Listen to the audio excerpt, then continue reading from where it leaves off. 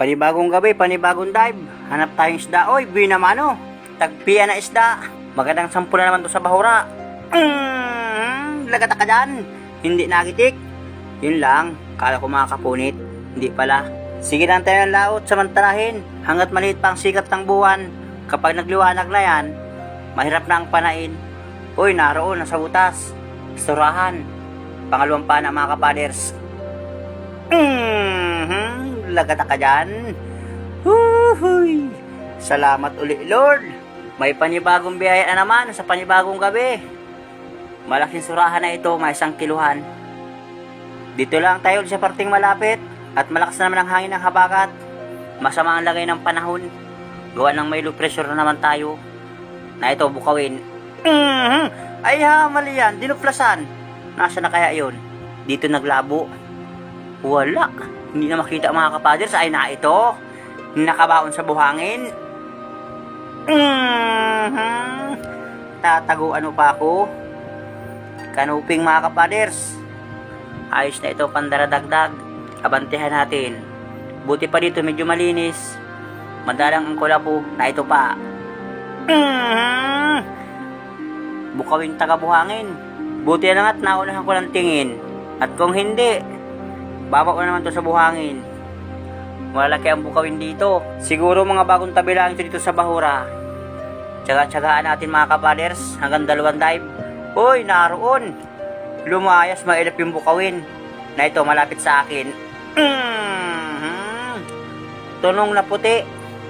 Pagulam na lang ito bukas. Dito kaya sa amin ngayon tunong, bihirang bilhin.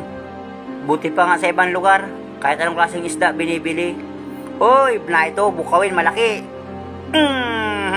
Lagata ka dyan. Mataba ngayon ng bukawin mga kapaders. At nung nakaraang gabi, nagsabaw kami ng bukawin, mataba. Kaya yung madalas umulam ng ganitong isda, sa palengke para nakakita kayo, kahit bumili kayo. Na ito mga kapaders. Ito munang iwan akong sa parting malayo.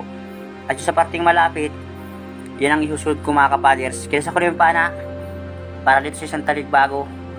Hintayin ko itong magilid para malaki ang patamaan. Sinungkit ko ng kaunti. Pareho na huli. Bali 2. Salamat ulit na marami. Kaya lang ngayon, 2 sikat pa na ng buwan. Sobrang lakas ng agos. Kaya tiyagaan sa pamana. Oh, hoy! Buti hindi naingayan sa akin pag sigaw ko. Lagata ka dyan.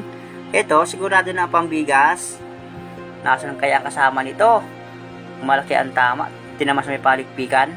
Di bali, bibilhin pa rin yun ng buyer. Hindi naman masilan yung aming buyer mga kapaders. Na ito pa, may tarik bago. Nakatagilid. Nakatago sa kulapo. Mamatahin ko.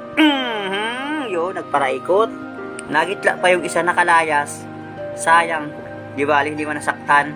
Diyan sa parting unahan na hanapin ko. Kung saan nagrutan lang o susundan ko lang. Uy, na ito, may nagpakita. Surahan. Dumalaga. Diyan ko na pinatama sa parting mata. Para sigurado. Asa na kayong tarik bagong yun? Uy, mayroon pa mga kapaders. May nakita pa ako. Na ito, dalagang bukid. Mamo. Inestimate ko na lang natatama yung dalagang bukid dahil yung surahan mga kapaders nakarang sa stainless ng pana, hindi ko makita yung dulo ng pana. Magandang pakipagsapal naman sa ilalim ng dagat. Magandang panain. Na ito pa, parong malapad. Sige. Pakita na ang mga panain dito. At tsatsaga namin ni Boss Edu Vlog. Nag-iipon pa tayo para sa bagong GoPro ating mabibili mga kapaders. At itong ginagamit kong GoPro, siya ito ang gagamitin ni Boss Edu Vlog mga kapaders. At para siya makapag-video sa ilalim ng dagat. Yan ang inaabangan ng kanyang mga followers, yung pamana sa ilalim ng dagat. Kaya konting tiis lang at konting hintay lang. Sibungin. Uy, salamat Lord.